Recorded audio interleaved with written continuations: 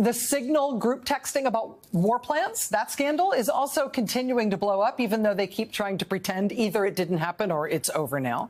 The Wall Street Journal reporting this weekend that this apparently was not the first time that Trump National Security Advisor Michael Waltz had convened a group of Trump cabinet officials in a group chat on this commercial texting app. Quoting from the Wall Street Journal this weekend, quote, 2 U.S. officials also said that Waltz had created and hosted multiple other sensitive national security conversations on Signal with cabinet members, including separate threads on brokering peace between Russia and Ukraine, as well as other military operations. Sources, quote, declined to address if any classified information was posted in those chats.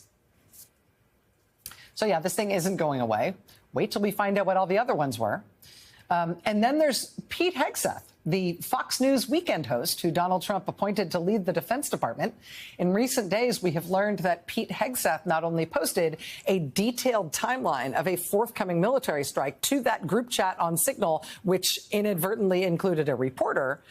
Pete Hegseth also, according to the Wall Street Journal, quote, brought his wife, a former Fox News producer, to 2 meetings with foreign military counterparts where sensitive information was discussed.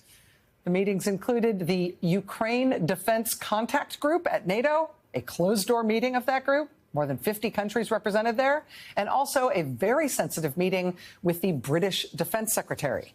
Pete Hegseth has been bringing his wife to these meetings. Does she have a security clearance? This is the same wife, you may recall, who Mr. Hegseth brought with him to his meetings with U.S. senators ahead of his confirmation process for this job. That, of course, made it socially awkward for those senators to ask him at those meetings about the rape allegations that he had faced in California and his alleged serial infidelity and problems with drinking on the job. He has denied the rape allegations in California, and, of course, he was never charged in conjunction with those allegations.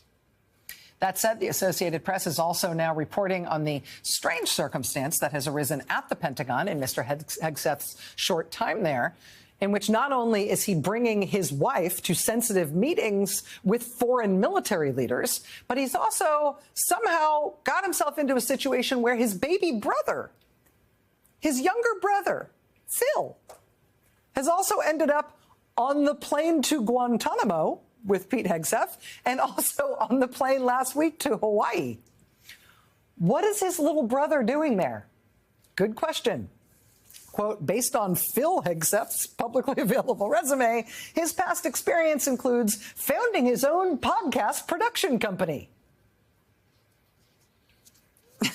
Okay, so naturally it makes sense that he's now paid by the U.S. taxpayers to go everywhere with his brother, the defense secretary, who has assured us that he definitely won't drink on the job anymore and who apparently thinks it's okay to bring his wife to NATO meetings. This follows Mr. Hegseth also giving a naval officers commission to his personal lawyer and telling him that now Pete Hegseth's personal lawyer will now be in charge of reforming all lawyering in the U.S. military. He's just named him an officer. This, of course, follows Pete Hegseth's fantastically expensive and honestly strange decisions to send not 1 but 2 U.S. Navy destroyers to hover around the U.S. border doing nothing. Also, to use U.S. military planes to fly handfuls of people around the world in the most expensive possible version of how to do a deportation flight. The New York Times reporting tonight that Hegseth's failed gambit to stand up a U.S. military role at Guantanamo, specifically to make it look like Guantanamo has something to do with Trump's deportations, that gambit has thus far cost taxpayers about $40 million in its first month. Now, this whole Guantanamo thing is a plan that has essentially been scrapped now, but only after Pete Hegseth moved nearly 1,000 U.S. troops there and then back and had them sent up a tent city and then kind of dismantled it. Because these guys, don't forget, government efficiency, can't allow old people to call the Social Security office anymore. But hey, We got to save money. Pete Hegseth needs to fuel up the C-17s to fly like 5 guys around so they can make TikTok videos about how tough they are. See my tattoos? Tomorrow, Pete Hegseth, in his infinite wisdom, has decided to visit the Naval Academy in Annapolis, Maryland. We don't know if he'll bring his little brother or his wife, but we'll see.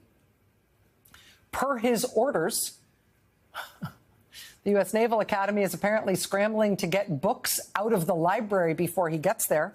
Books like a biography of Jackie Robinson. That's got to be out of there, I guess, before Pete Hegseth gets to the Naval Academy because it so offends him. Because, you know, he's really focused on lethality. Where's my brother? Can my wife sit behind me at the meeting with the defense secretary from the other country?